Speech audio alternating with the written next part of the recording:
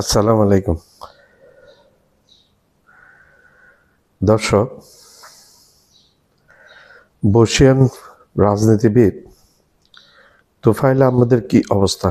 তিনি কি আদৌ বেঁচে আছেন নাকি তিনি ইতিমধ্যে মারা গেছেন?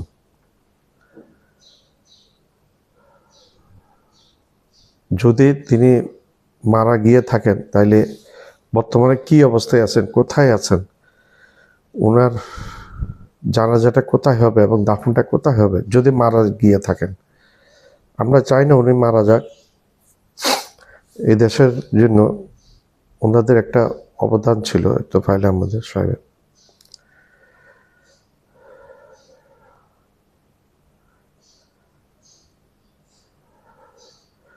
আমরা জানতাম স্কয়ার হাসপাতালে উনি চিকিৎসাধীন ছিলেন। এর পূর্বে কিছুদিন পূর্বে একটা কথা চার হয়েছিল ফেসবুক। এখন তো যোগাযোগ মাধ্যম অনেক হয়ে গেছে এবং অনেক অনেক বিভ্রান্তিমূলক সংবাদও পরিবেশন করে। বেশ মাস 2 মাস 3 মাস আগে আমরা শুনেছি একবার এসেছিল তোফায়েল আহমেদ মারা গেছেন। এখন এরপর আবার আমরা শুনছি উনি স্কয়ার হাসপাতালে ভর্তি হয়েছেন এবং চিকিৎসা নিচ্ছেন। কিন্তু বর্তমানে স্কয়ার হাসপাতাল কর্তৃপক্ষ কিছু বলতে রাজি না, কিছু বলছেন না, এবং তদ্রূপ সরকারও কোনো কিছু বলছেন না। তো একটা ধোঁয়াশা তৈরি হয়ে গেছে।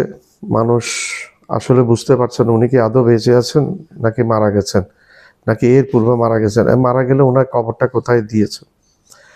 আর যদি বেঁচে থাকেন, এবং আবার শোনা যাচ্ছে উনি লাইফ সাপোর্টে আছেন, এবং এটাও শোনা গেছে যে উনি ক্লিনিক্যালি ডেড। লাইফ সাপোর্টটা সরিয়ে নিলে জাস্ট মৃত ঘোষণা করবে। সরকারের এত নীরবতা কেন? তোফায়েল আহমেদ কিন্তু ব্যক্তিগতভাবে একজন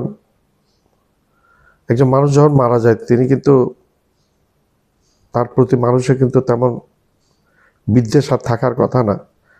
এটা ইসলামী তো যখন কোনো মানুষ মারা যায় তার সম্বন্ধে সমালোচনা করতে মানা করে দেওয়া হয়েছে ইসলাম ধর্মে। জানেন না অন্যান্য ধর্মে কীরকম আছে। তো এখন যেটা আমি বুঝতে পারছি সেটা হচ্ছে আমরা একটা ধোঁয়াশার মধ্যে আছি। একজন তোফায়েল আহমেদ, শুধু তোফায়েল আহমেদ না, উনি ঢাকা বিশ্ববিদ্যালয়ের প্রাক্তন ভিসি ছিলেন এবং স্বাধীনতা 1971 যে মুক্তিযুদ্ধ হয়েছে সেখানে উনি একজন বীর মুক্তিযোদ্ধা এবং এই মুক্তিযুদ্ধের একজন অগ্রগামী সৈনিকদের মধ্যে অন্যতম একজন। অগ্রগামী সৈনিকদের মধ্যে মুক্তিযুদ্ধের অন্যতম একজন। মানুষ বর্তমানে আওয়ামী লীগকে ঘৃণার চোখে দেখে আওয়ামী লীগের কর্মকাণ্ডে, আমি এর পূর্বে আমার ভিডিওতে বলেছি আওয়ামী লীগ কিন্তু শেখ মুজিবের তৈরি করা দল নয়। আওয়ামী লীগের জন্মদাতার মধ্যে আছেন মৌলানা আব্দুল হামিদ খান ভাসানী এবং হোসেন শহীদ সোহরাওয়ার্দী। ওনাদের হাত ধরে আওয়ামী লীগের সৃষ্টি হয়েছে। তখন মুসলিম লীগ নাম ছিল।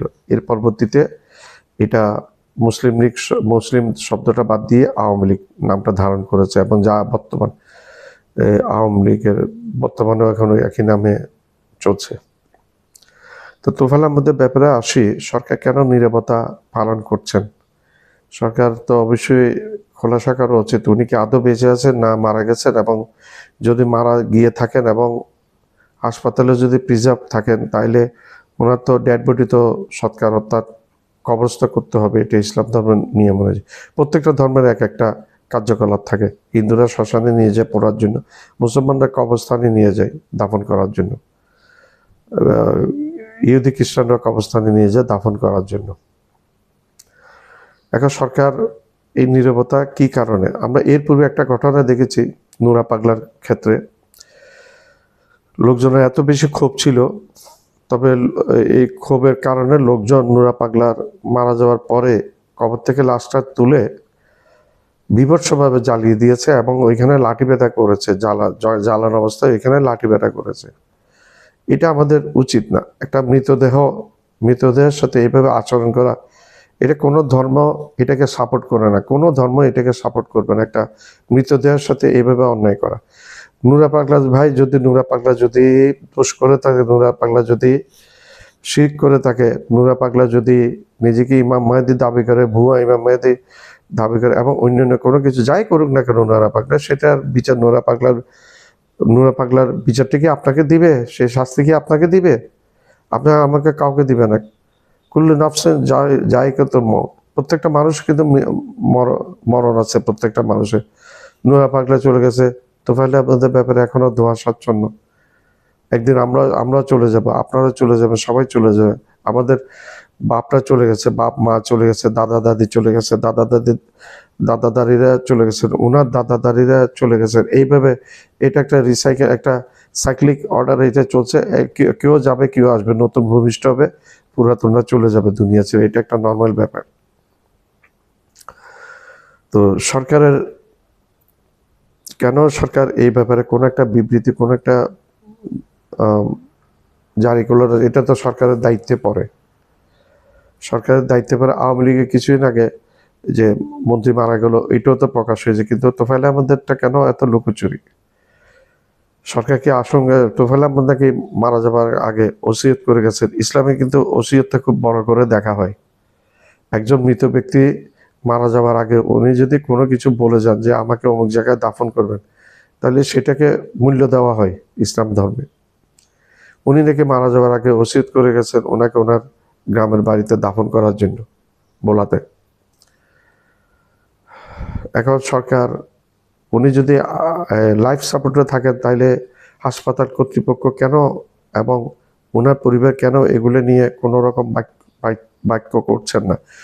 আসলে কি ওনার পরিবার কি সরকারের কোনো চাপের মধ্যে আছেন? আর একজন মানুষ মারা গেছে, এখন চাপের মধ্যে থাকার তো উচিত বলে আমি মনে করি না।